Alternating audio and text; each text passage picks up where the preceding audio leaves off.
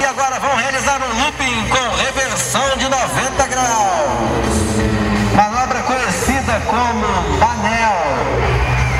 Puxando o Manel, o número 6 comanda após o topo um giro de 90 graus à direita, acompanhado lado a lado pelo número 5. E agora essas duas aeronaves já neste momento, mais uma demonstração.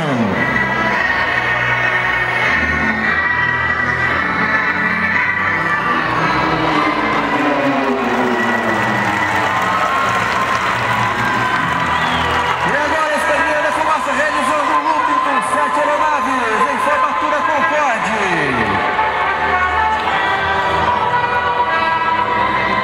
Muda agora a sua formação para a formatura Flecha, ganhando energia, ganhando velocidade. Observe a simetria das aeronaves, senhoras e senhores. E fazendo a perna de 8 à direita.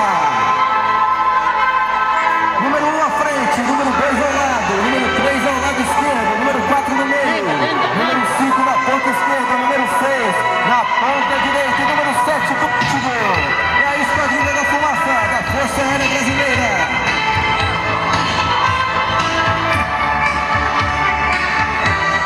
Terminada a primeira perna de 8. Se preparam para realizar uma outra perna de 8 agora pela esquerda.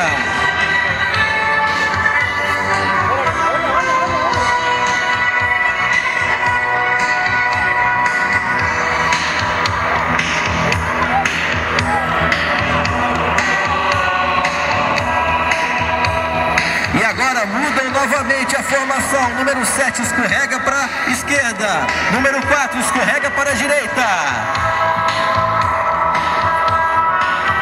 E atenção, senhoras e senhores. A Esquadrilha da Fumaça muda novamente a sua formatura para ver. O 7 abre à esquerda, o 4 abre à direita. E apontam para o público, preparem as suas máquinas. E atenção para o break. E atenção para o sensacional break. Break, já!